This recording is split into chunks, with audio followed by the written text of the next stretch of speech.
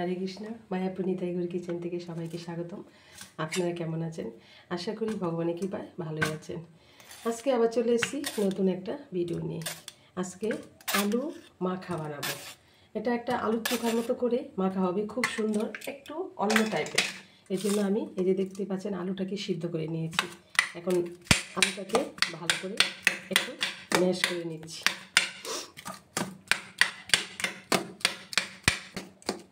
এই যে আলুটাকে ভালো করে একটু ম্যাশ করে নিয়েছি। আর এখানে নিয়েছি 2-3টে কাঁচা লঙ্কা আর একটা বড় টমেটো। লঙ্কাটা আপনারা ঝালটা যার যার পছন্দ মতো দিতে পারেন। আর এর সাথে লাগবে পোস্ত, কারণ এটা আমি এই আলু মাখাটা করব পোস্ত আলু মাখা। অনেক সুন্দর হয় এই আলু মাখাটা। দেখুন এখানে আমি সর্ষের তেল দিয়ে দিয়েছি। আর এই পোস্ত আলু মাখাটা কিন্তু সর্ষের তেলেই ভালো হবে, তার জন্য সর্ষের তেলটা গরম করে দিলাম। আর এখানে দিয়ে দিচ্ছি একটু শুকনো লঙ্কা, 2-3টে শুকনো লঙ্কা দিয়ে দিলাম। শুকনো লঙ্কাটা একটু ভেজে নিচ্ছি।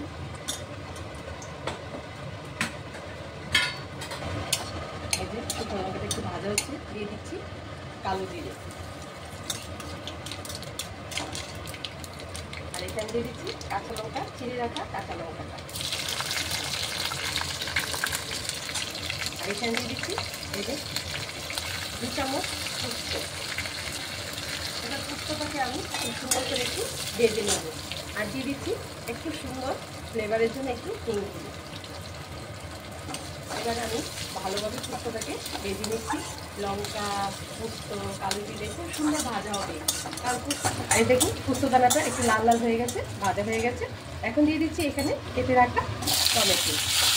আবার টমেটোটাকে ভালোভাবে ভেজে নিচ্ছি। স্বাদ মতো লবণ দিয়ে দিচ্ছি, অল্প পরিমাণে একটু হলুদ গুঁড়ো। ভালোভাবে ভেজে নিচ্ছি।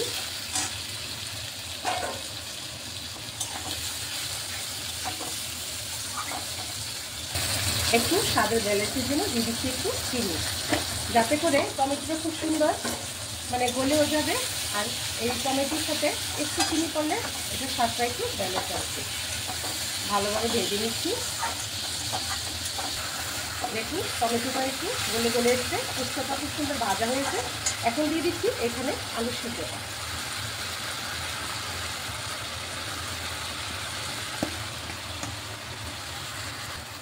এগুলো ভালোভাবে মিশিয়ে দিচ্ছি।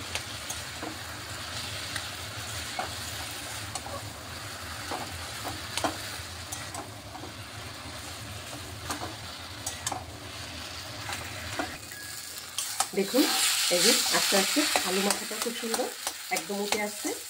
আস্তে আস্তে ভেজে ভেজে নিচ্ছি। আমরা সবাই কিন্তু আলু পোস্ত করি, এরকম একবার ট্রাই করে দেখবেন। এই পোস্ত দিয়ে আলু মাখা খুবই ভালো লাগে। গরম গরম রাইস ডালের সাথে এই আলু মাখাটা পোস্ত দিয়ে খুব ভালো লাগে।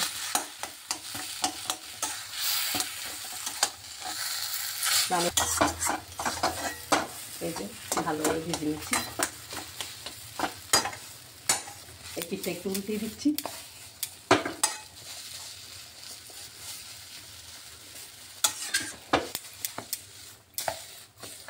এই যে দেখুন একদম হয়ে গেছে, কড়াতে লাগছেই না।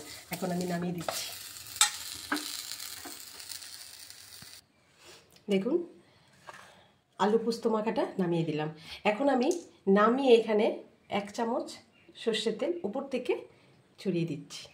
এই যে সর্ষের তেলটা দিলাম, এই আলু পোস্ত মাখাটার টেস্টেই আরও অনেক গুণে বেড়ে যাবে আর খুব অপূর্ব লাগবে। এই যে রেডি হয়ে গেল চটপট আলু পোস্ত দিয়ে মাখা। ঘরে থাকা উপকরণ দিয়ে এই সুন্দর রেসিপিটা আপনারা একবার শেয়ার করবেন। এখন আমি ঠান্ডা করে গরম রাইস ডালের সাথে আমার গৌনি থেকে তুলসী পাতা দিয়ে বুক লাগিয়ে দেবো। আর আজকের ভিডিও এখানে শেষ। সবাই ভালো থাকবেন, সুস্থ থাকবেন। আবার দেখা হচ্ছে পরের ভিডিওতে। হরে কৃষ্ণ।